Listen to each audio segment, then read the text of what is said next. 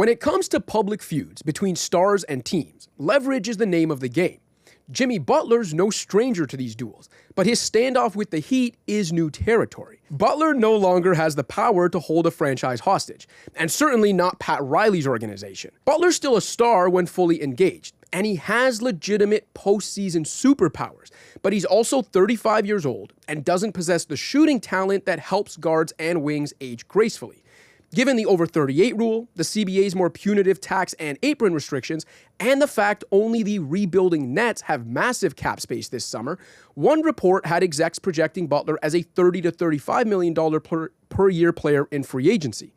That's why the Heat are willing to call Butler's bluff when it comes to opting out of his $52.4 million player option for next season.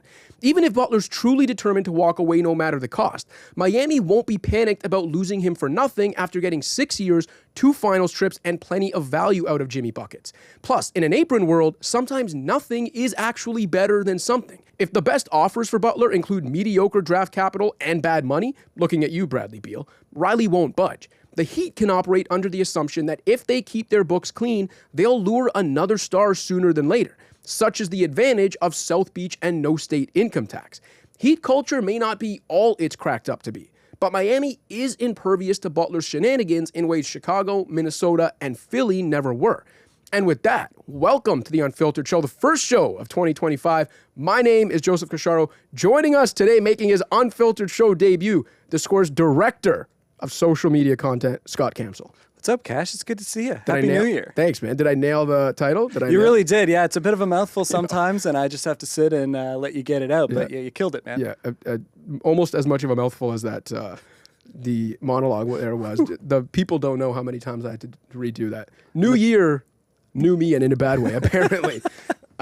Jimmy Butler, not a new guy. Same guy. He's always been a little cantankerous, a little difficult when it comes to dealing with teams, as I mentioned. Different situation for him this time, though, in that he doesn't have the leverage and power he once had. I'm going to get into more of the Jimmy Butler saga with Tim Reynolds of the AP later in the show, but I want to give you your chance to have your say on it. What I said in the monologue, the Jimmy Butler saga in general, the feud with Pat Riley, what is your take on it? I think this is an interesting situation and kind of, I think everyone's going to sort of look at Jimmy and be like, oh, here's Jimmy being Jimmy again. Here's another situation where he wants out. He's worn out his welcome. But I honestly think that the Heat are as much to blame in this situation as That's Jimmy fair. is, If you go back to last May, you've got Pat Riley, he's allowed to do this, but in a press conference telling Jimmy Butler to shut up, basically, not a great look. You don't extend him. You come into the season. You publicly announce you're not going to trade him. What did you think was going to happen? You know what I mean? So it's sort of like, maybe the Heat don't care. Maybe they're willing to sort of let this run out, and this is kind of the logical endpoint. But I just think that they are as much to blame, what do you want Jimmy Butler to do? I think the era of player empowerment, people love to, rag on the players, but, where's the loyalty from Miami? Like you said, 6 years, 2 finals appearances where he's absolutely dragged. Incredible postseason appearances. Arguably been the best playoff performer in the last half decade. Oh, yeah. And you look at those rosters he dragged to the finals in those 2 situations. Not finals caliber teams by any stretch of the imagination. So I do think, there's no loyalty in sports. Doesn't Jimmy Butler deserve kind of better treatment than this? No, I think that's a fair point. And again, I think you made a good point with the Riley stuff last year, the press conference, where he essentially said, if you're not on the court, shut your mouth. Whatever he said, you have to know your audience too, right? You know who you're dealing with in Jimmy Butler because you yourself, Pat Riley, are very similar to Jimmy Butler. I think this is just a classic example of 2 headstrong guys, maybe the 2 most headstrong guys in the association clashing. Like I said, going to get more into it with Tim later. We'll get to some other topics. But before we move on, I did want to give you a chance. I think you have a Jimmy destination in mind that you were mentioning maybe isn't as talked about as others. Okay, so I'll get into this. I was sort of thinking about where you might want to see Jimmy go, the potential destinations. I know there's a lot out there, Phoenix, Houston, sort of Orlando. This one did pop up last night, so forgive me if it's not as shocking, but I went on a real roller coaster with this. My first thought was, for pure chaos, I would love to see the Milwaukee Bucks land Jimmy Butler.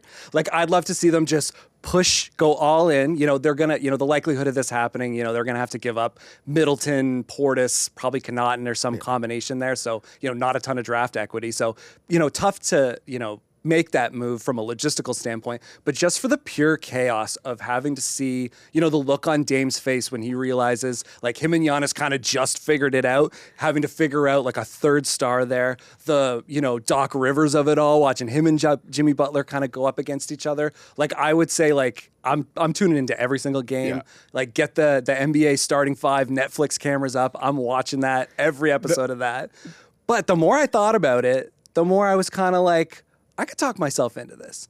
Like, you know, if you can keep up the shooting, you know, they haven't had Middleton for a good portion of the season, so they've had to kind of figure out the shooting. They're shooting 38% from three, which I think is pretty good considering the personnel there. They're a top 10 defense already. If you can keep Brooke, Giannis, Jimmy Butler, a pissed off, motivated Jimmy Butler, like, you know, there's just so much potential on both ends. I'd like to hear your take on that. Well, the hilarity of it would be that Dame wanted to be in Miami, and everyone thought, it's Miami. Of course they're going to get him. The hilarity, like the irony of him and Jimmy ended up in Milwaukee. It was like that ends up being the final destination. I think it would be fun. The only reason I can't see it happening is kind of what you said, like the no draft equity.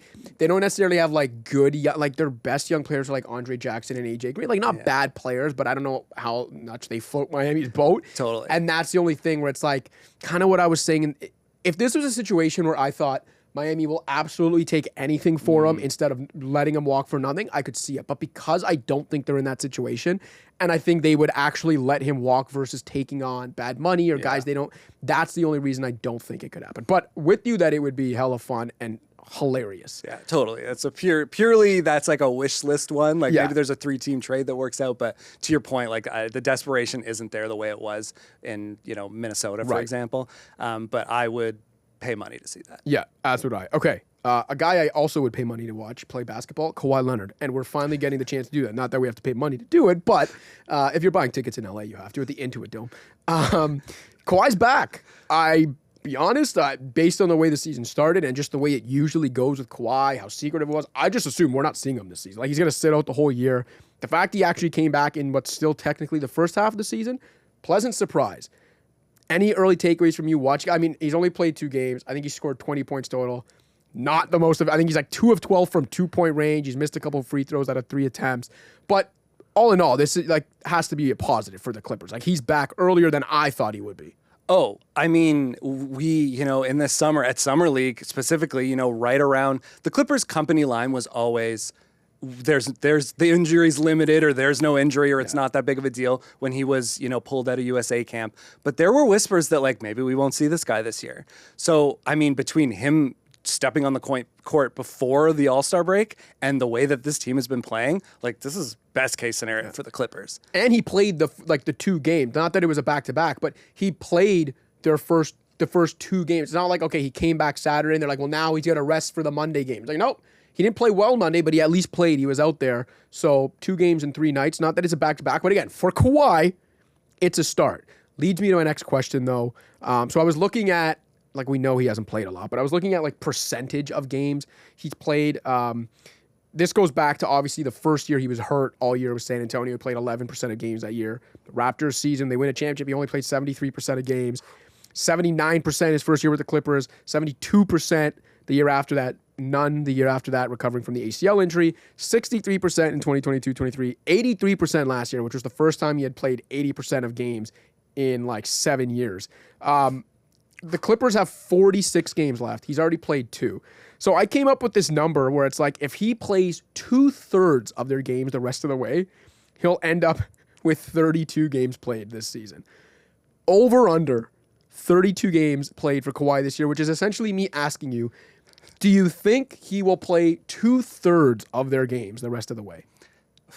For starters, this is such a bad sign about Kawhi, but seeing those numbers like ahead of time, the percentages, I was honestly shocked that he played that many games. Wow. Like, you know, like 70%, I was like, that's like a pretty good number for him, to be perfectly honest. Because if you figure even the Raptors season, like playing 70+% of the games, and he was like... And then played all of them in the playoffs. And he was like heavily managed. Like, I feel like that's a pretty solid number, you know? I mean, I have to go under. I just think on the basis, I would love to go over, like, you know, watching Kawhi at his peak and having him being able to watch is such a joy, and he's such a like unique player for this era that you just want to like personally want to root for him. But how could you take the over? You know, you got to figure between the way that they're going to manage the injury just on its face. And then, assuming there's no swelling, there's no issues, and then also the window's open for any other injury, which does happen to him from time to time. I just find it hard to go over. You know what I mean? Yeah, I'm with you. I came up with it. Like I said, I looked at that as that already like best case scenario. Yes. Could he play 2/3 of games? Yeah. But that does feel like wishful thinking, unfortunately, just given his history, the way they'll manage him. But say he does play even just like 2/3 of their games, 30 of the next 46 now, is healthy for the playoffs. The Clippers are 20-16 with a top 4 defense. They have the 4th ranked defense in the league. They're deep. Zubac is having a great year. Harden, not the most efficient, but can still get it done. Norman Powell, one of the best shooters in the league. Based on what they have now, the way they played without him, how good the defense already is, if Kawhi does stay relatively healthy over the second half of the season and is then ready to go basically full throttle in the playoffs, no matter where they are, do you now see them as a legit contender again? It's hard, honestly, not to. I think just the way this team is played, there's something to be said for, a team in the NBA during the regular season that plays really hard night after night and together. Yeah. That's going to buy you so many wins just based on, you look at a team like Philadelphia, which I'm sure we'll get into. It's just the variance there when you have a team that's reliant on 3 stars, it's a couple are injured, then you're kind of, you're SOL. If you plug even 80% of what Kawhi is capable into this team, it's hard not to get excited about it. However, is that not the Kawhi Leonard Clippers experience? You watch him play how he's capable of playing for 3 games, and it's oh my God, this is a legitimate, especially in the West where OKC obviously kind of running away with things right now, but they've never won anything in the playoffs. It's wide open. But again, you're hedging pretty hard against, health. But I mean, it's hard not to say, borderline all-star James Harden, Norman Powell, that I think people in Toronto probably are the only ones that know that he's kind of capable of playing like this. Yeah. But tough to beat. I agree. I think if Kawhi is anything close to full health come April and they are a playoff team, like I said, even with the way Zubac is who's kind of gone under the radar because the Clippers haven't been the main draw they've been in previous seasons. Not a lot of people are watching them. Zubac is a really, really, really good big man. And when you kind of got everything else going there, their defense, if Kawhi's even close to full health, I don't know if I'd go as far as calling I don't think they could win a championship only because how bad their offense has been. It's a bottom 10 offense. I think it's 23rd, 24th. And I think even a almost healthy Kawhi, I think it would be unfair to expect him to turn one of the 7 or 8 worst offenses in the league into a championship level attack. So I don't think they could win a championship, but I definitely think they could make noise in the playoffs. Win around, like you said, even, you match them up with a team like the Thunder, who I think are a better team, have the higher ceiling, but if you're a young team who's never won anything, or even a Houston, imagine a Houston gets a higher seed because they have a great regular season, even a Memphis, who is still young despite their experience. Do you want to play a Kawhi Leonard in a best-of-7 series if he's even close to full health? No. Yeah. I mean, you saw what happened it's one game, but in the NBA Cup final, you saw what happened to the Thunder. Yeah. They just ran out of shooting, and it's if that happens to you a couple times, especially in a situation where you're actually playing on the road and the other team has the home court advantage, that Intuit Dome home court advantage, which is all of a sudden a thing. And in the playoffs, people will actually be there. Oh, yeah, exactly. Yeah, it's a complete game changer when people show up. Yeah, totally. Why not? Again, there's a massive hedge obviously looming over that, but I think if you're the Clippers, this is best case scenario, with him even being back this soon and they're playing so well and playing, I think, in a way that's not so difficult for them to plug him in. And like you said, his offense, them needing that so desperately that if he can provide that, I think that opens up things for everybody else. 100%. You've got Harden and Zubac, which is kind of you give Harden a big man that can screen and run, rim run, that is his game, and then Powell shooting the way he's shooting. It's why not, Okay, well, that brings me to my final question for this, the Clippers topic. Given what we've seen from the team before Kawhi even got back, the depth they added, the defense, that griminess, you mentioned it, a team that plays hard every night, and that is something in the NBA, especially in the regular season. You'll get wins like that. Do you think the way this season has started has validated their decision to let Paul George go and to fill his vacancy with depth guys defense, which is when they put out that weird release when they decided, we're not going to give him the 4th year. We can't compete with Philly. And essentially we're okay letting him go. They put out this release. Teams don't usually do this before a guy's actually signed elsewhere. And one of the things they said is, between Kawhi and the defense, we think we can still be a contender. Do you think the way the season has gone has validated that decision? This is such a funny situation because you and I have talked about this so often. But the Paul George thing, to me, initially felt really like an admission that, we're going to probably hit a rebuilding situation here, especially with it timing pretty closely to Kawhi having to pull out a USA camp and that looking like a disaster. But it's like, if you look at them and you look at Paul George and the season he's having with the team he's having, it is like polar opposites. It is, like I said, like best case scenario for the Clippers, say what you will about the finances and whether or not the statement is really accurate. Yeah. Just not having to pay another guy that kind of money. Like, you see in Philadelphia what happens when your team is essentially 3 big guys that you are relying on, especially when it's 2 of them are in, which is not unlike the Kawhi Paul George situation. Like, there's definitely a lot of similarities there. It's like, this could not have gone better for them. Like, I think it totally validates their decision. There's a little bit of to me, like Toronto Raptors post Kawhi vibes, where, I think that, in my opinion, that team was a little bit stronger and there were some more names on it still. But I think a lot of people were like, that's toast. They're going to be bad. And, if not for COVID, that was like a really strong team that could have made the Eastern Conference Finals, could have made the finals. I think they would have made the final. Not just because we're sitting here in Toronto. I think that COVID doesn't happen. Everyone's still in their home markets. The Raptors end up with home court advantage in the series against Boston, which goes 7. I think the Raptors win that series, end up in the finals. Totally. I 100% agree. Like, I think even in the bubble, like, they were a couple crazy bounces away from, making it to the Eastern Conference Finals at least. But I think if you're the Clippers, like, you're not even thinking about that decision. Like, if you're a Clippers fan, I don't think you've thought about Paul George in months, because it's just such a tire fire in Philadelphia. Yeah. And it's kind of depressing to think about Paul George. Yeah, and then that's the thing too. Like, he's probably in his mid-30s now. Yeah. So, like, he's, if you're looking at the Clippers right now and you're saying, well, we're not sure what we have in Kawhi, why not? Like, why invest in the Paul George of it? Because if they have Paul George on their roster, are they worse? No, I hear you, and I completely understand why people would look at this. Look at what's happening with PG and Philly and say this has validated their decision. And even going back to what I talked about with Jimmy in the monologue, whereas in an apron world, sometimes nothing is better than something if something is bad money or whatever. Having said that, the only reason I would say, and listen, I'll gladly admit when I am wrong, the only reason in this situation I still don't think it validates the decision is because I would say it validated their decision if they, from the beginning, said, you know what, we no longer think this is tenable with Paul George and Kawhi Leonard, so we're not even going to offer him we're going to let him walk, and we're going to redistribute that money, which is essentially what they ended up doing. Then I'd be like, yeah, that decision was the prudent one. The thing that I keep going back to with the Clippers and why they can't take a victory lap right now is that they were willing to give Paul George a 3-year max, the same one they gave to Kawhi. Right. And the only thing that caused them to lose him for nothing was that they didn't want to give him the 4th year that he wanted, which, again, I still understand the argument for him. In an apron world, it's 1 extra year you have to deal with stuff. But they were willing to be a second apron team in the short term to keep Kawhi and Paul George together, which means at least in the short term, they still thought there was an outside chance if they hit their ceiling, if they're healthy, they could be a title team. They let it all burn to the ground for that 4th year, which, look, 4 years is a long time. They could have made other moves. They could have got under the apron at some point. The cap was going up.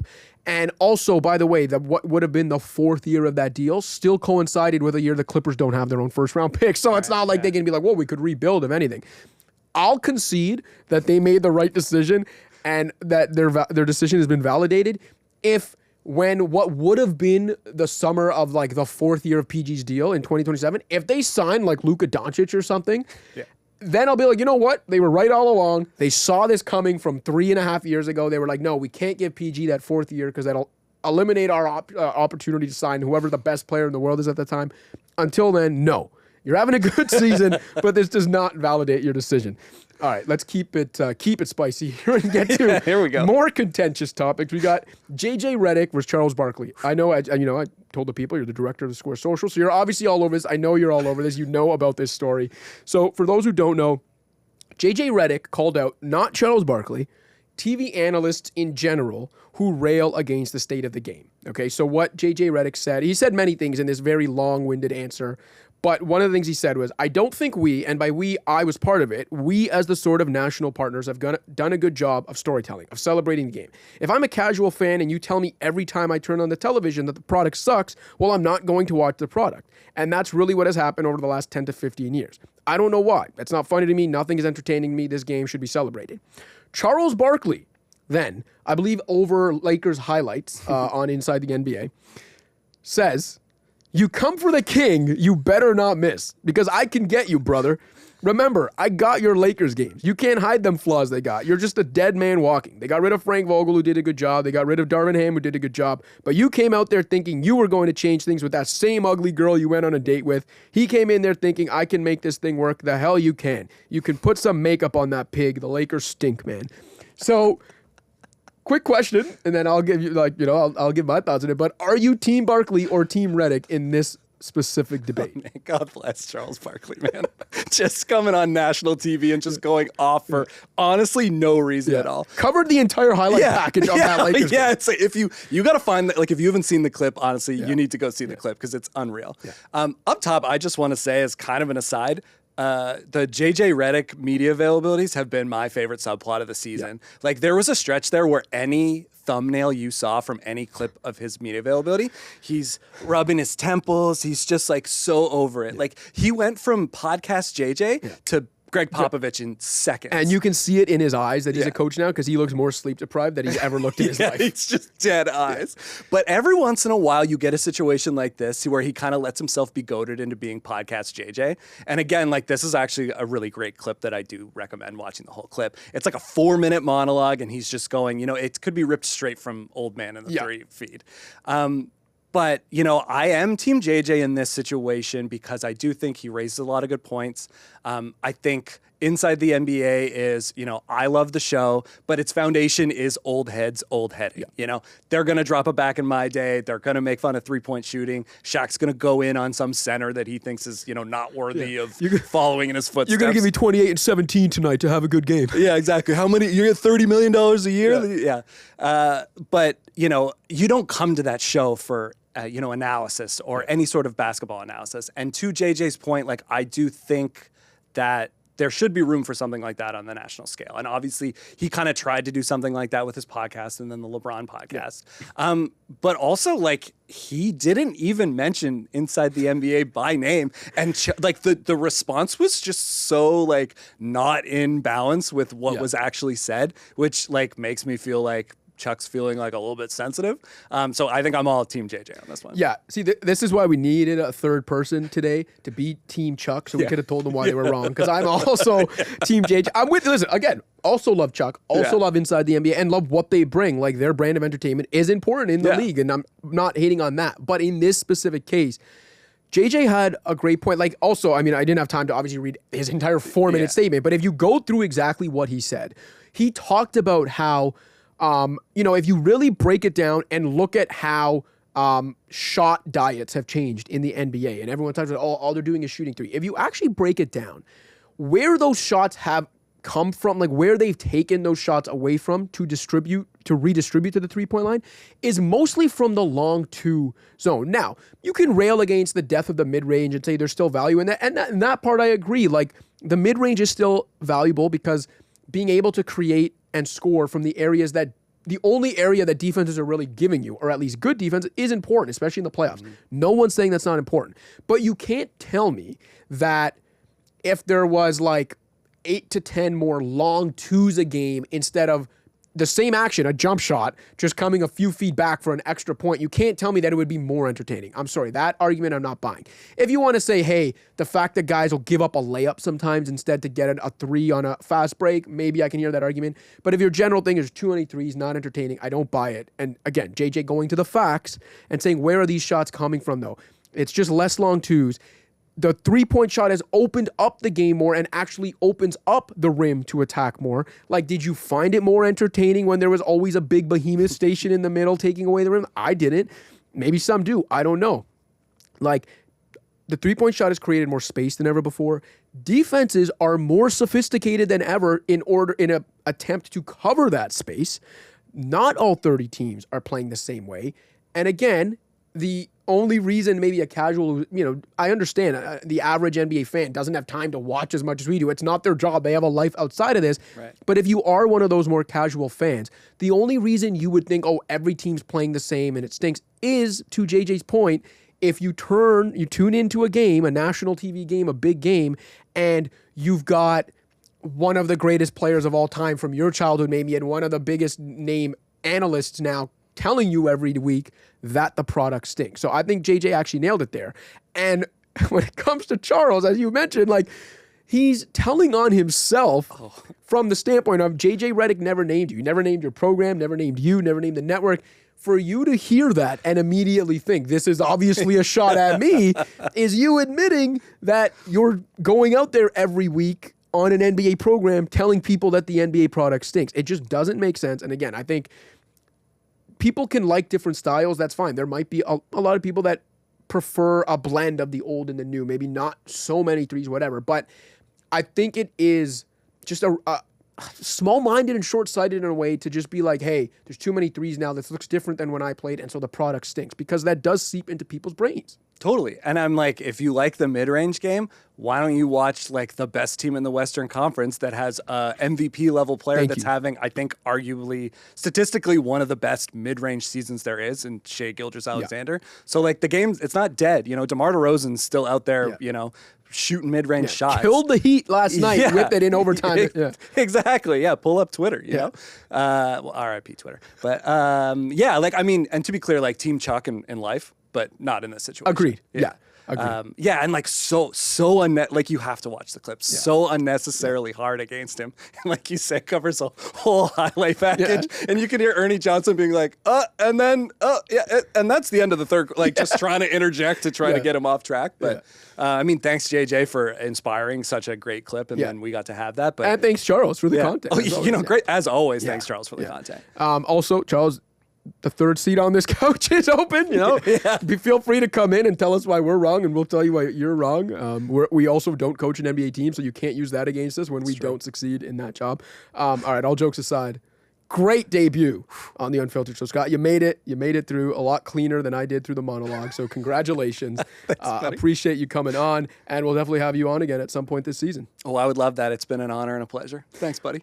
All right, from Scott Campsall, let's now go from Toronto to Miami and bring in Tim Reynolds of the Associated Press to talk about the ongoing Jimmy Butler saga in Miami. Tim Reynolds joining us from frigid Miami, Florida. You wouldn't believe. So I'm a Lake Placid guy originally. Now, my blood has thinned considerably in the 4 years that I've lived down here.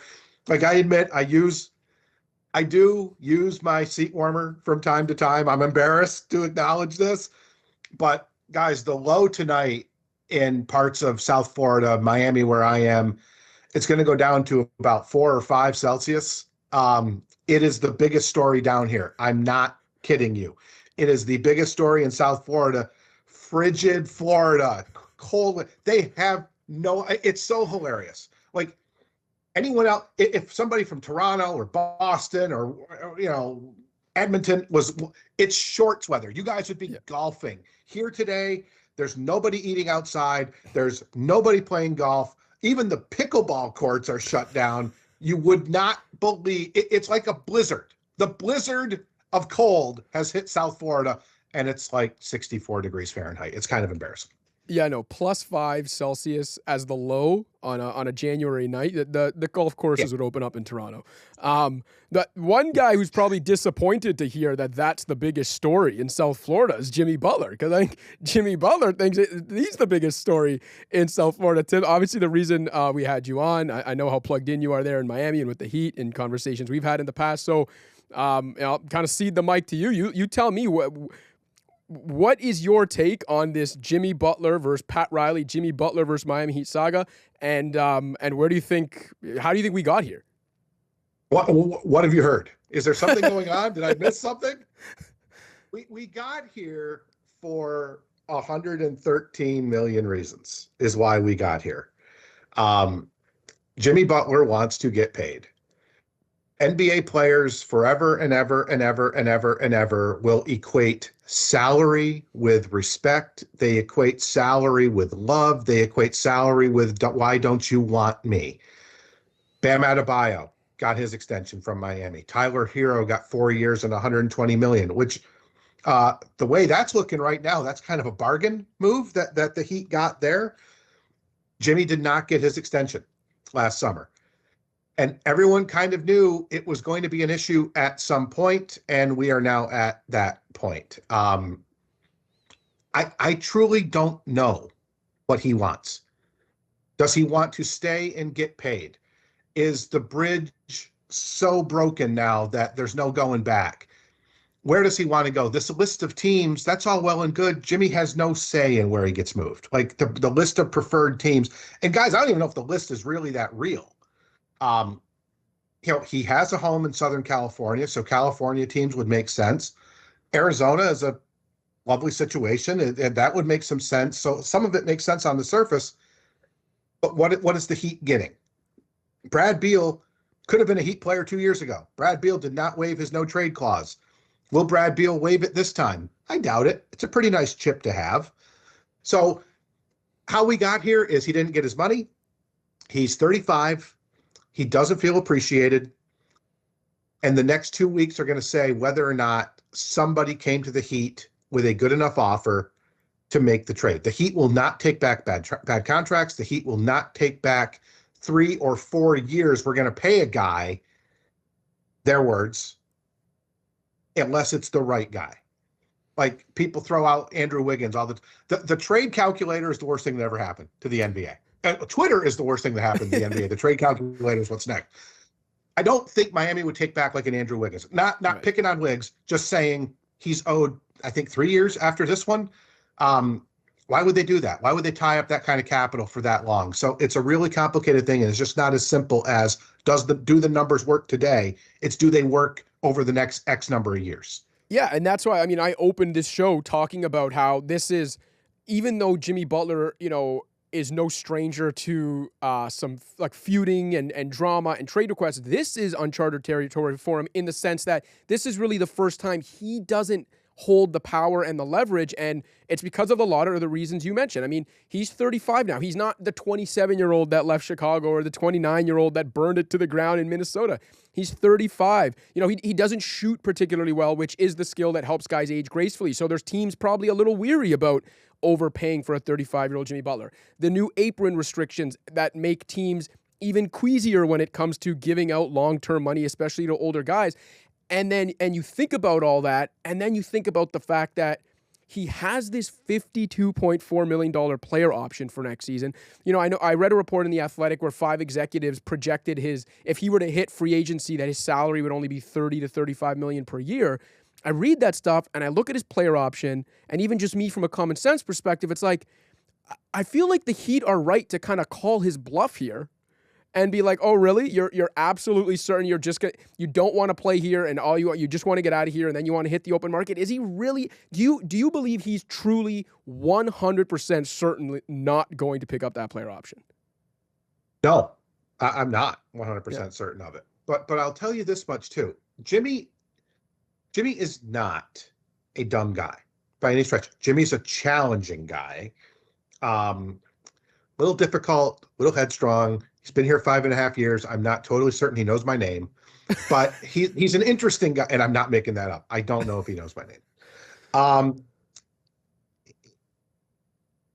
I think Jimmy wouldn't have taken this step and said probably not to the question, can you find your joy again here? He knew what that was going to lead to. He absolutely was certain what that was going to lead to. He must think that there is a team that will give him X number of years and X number of millions next summer. But when you look around the NBA, everyone says Brooklyn. Everyone says Brooklyn's that team. Brooklyn doesn't have unlimited cap space. They have about 40 million as of now. You can always do things, of course. Would they do what they're doing this year to rebuild around 36-year-old Jimmy Butler? Exactly. It just doesn't make a lot of sense. And so I kind of wonder, like, What has Jimmy been told? What does Jimmy truly believe the reality of the marketplace is going to be? Look, he's 2 weeks removed from, I don't have it in front of me, but what was the numbers in that Detroit game? Like 39, 19, 10, and 4. Yeah. Yeah, those games don't happen. Like when he wants to crank it up, absolutely he can still get to a very high level in this league. I do not put any stock in the 9 points against New Orleans, and the 9 points against, I even forgot who they played Thursday because the story was what he said afterward and not the game. I don't put Indiana. I don't put any stock in those 2 9-point games as some sign that he's declined. Jimmy was sick. We've confirmed he was legitimately sick for more than a week.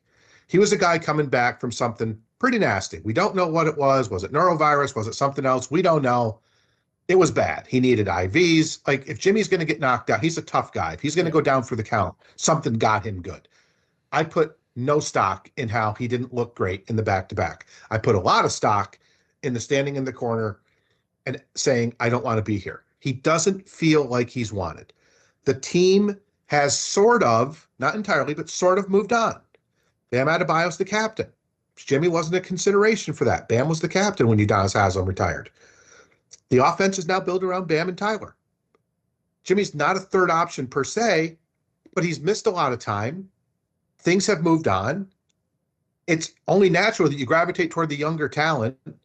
I don't think Jimmy just knows how to fit in this space. So there's a lot of factors. And the big question everybody has is, where's he going? I don't know. Can this thing be saved? I still think it can, but it's going to take Jimmy expressing that he wants it to be fixed. Because we've got very stubborn guy in Jimmy Butler, very stubborn guy in Pat Riley. 2 guys who believe that they're always right, because they usually are. Yeah. Here we are. Something's going to happen.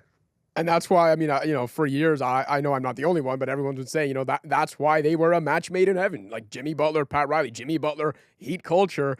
But the same reasons they were a match made in heaven are also the same reasons why it probably always had an expiration date, and this is always how it was going to end. But I'm with you in that I don't think it's unsalvageable, because like I always go back to, I know I'm old enough to remember it. I know you've been covering the league a long time as well, but like Kobe Bryant, 17, 18 years ago now, 2007, famously said, not only did he say he wanted a trade, said he would play anywhere else. His exact quote was, I'll go play on Pluto if I have to. That's how bad he wanted to get out of LA. And 9 years and 2 championships later, he was retiring as a Laker after never having played anywhere else. So I'm with you in that. I don't quite buy that it's like absolutely unsalvageable. He's absolutely gone. And another good point you made is like with, we talked about why certain teams might not want to like give up the whole world for 35-year-old Jimmy. From Miami's perspective, like you mentioned, like they don't want Andrew Wiggins' contract. I don't really even see why Miami would want Bradley Beal's contract. The Heat, because of South Beach and no state income tax and Pat Riley and all those factors, the Heat are one of the few teams, I guess with the 2 LA teams, who can always look at it and say, hey, if we have a clean cap sheet in a year with stars, we're going to be the favorites to lure a star because we're Miami or we're LA, whatever the case. So the Heat, I also don't think, have the same pressure teams usually do in these situations, because I don't think they have to be as panicked about the whole losing him for nothing thing. Like in an apron world, sometimes nothing is actually better than something if you're taking back bad money, especially when you're a team like Miami who always knows if you have cap space, you have a chance. And it's especially, and that's not only an excellent point, that's the whole point right now. It's a very different NBA than it was 24 months ago. This CBA and these aprons, like go back to September. The Julius Randle, Karl Anthony Towns trade really should have been quite simple. Guys, similar position, the money added up, it was working out. It took the Wolves and the Knicks, I can't remember exactly, but I want to say like 5 or 6 days to finally get that trade to a place where the NBA would say, okay, the dollars add up. You can't fudge anything anymore. So making the numbers work when you get to these extremely high levels of salary is one thing, but also go just look at what the Clippers did. They let Paul George walk. Look what they turned that space into. You don't get the whole, and fans don't understand that either. If Jimmy Butler leaves and doesn't take the $52 million, the Heat don't have $52 million in cap space. but they would have some, and they would have avenues available to them via various exceptions, things that they wouldn't have necessarily the way things are structured now. Not a lot of teams will have that ability next year. The other point on not taking contracts that are going to last 3 or 4 years, don't think that the Heat haven't seen the Photoshops on X. Giannis in a Heat jersey, Luka in a Heat jersey. The dream will always be to go get the whale. Pat has not used that term in years, but what they did in 2010 is always going to be the dream, to go out and get the best player in the league if that player becomes available.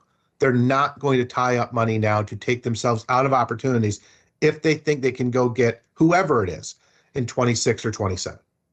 A couple more for you before we let you go. You started there talking this conversation. You started talking about, the root cause of this going back to last summer was that Jimmy didn't get the extension that he wanted. I was curious to know, because you talk about him not feeling appreciated either. Do you buy that any of this whatsoever is, tied to the comments Pat Riley made last year about, when Jimmy said that the Celtics would be sitting at home if he had been on the court, and then Pat said, was that Jimmy trolling or being serious? If you're not on the court, shut up. And I know Spose had some comments too. Do you buy that any of that plays into this? Or do you think those are just convenient excuses and it really does just all boil down to money? That if Jimmy had got his money, got the extension he wanted, none of that other stuff would matter? Yes, to both questions. Yes and no to both questions. It's about the money. Yeah. It's always about the money. Does Pat probably wish he hadn't said, shut your mouth? I think he probably would rather walk that one back. That one might have gone a bit too far, even for Riles. Again, it's, do you want me here or not? Yeah. Do you appreciate all that is me? Jimmy is Jimmy. He is not going to change. And I can't use bad words. It's a Canadian audience. You're a lovely people. I can't use the words Jimmy uses on Christmas cards with you fine folks. We're on YouTube. You can use it. I'm not going there. He's a challenge. He's a difficult guy. But for the most part, for 5.5 years with Jimmy, the juice has been worth the squeeze. The end has justified the means. The Heat clearly do not think right now they want to give him $113 million. Can they work something out for a better number? Possibly. Jimmy loves Miami, loves the lifestyle, is very into, padel, the upscale pickleball that rich people play, I call it. It's pickleball for rich people on a glass court. It's crazy to watch, but he's really into that. He loves the water. All of his friends are here. It's an international soccer hub. I think if Jimmy had it to all do over again, he'd be more into soccer than the NBA anyway. He's very much into his coffee thing. The coffee thing kind of started as a joke in the bubble. Then it got really, really real, really fast. DJ Khaled is driving by Jimmy's pop-up store yesterday. His big face pop-up store in the Wynwood section of Miami. You're not going to get that anywhere else. I think deep down he would rather be here. He just wants to know that the Heat love him again. Love comes back to money in the NBA, and that's kind of where we are. I do think there might be a way for it to be saved, but somebody's going to blink. Pat's not a blinker. Jimmy's not a blinker. Stay tuned. Yeah, and that's what makes this standoff so fascinating, because not just because of Jimmy Butler, but it's who Jimmy Butler has come face to face with in Pat Riley.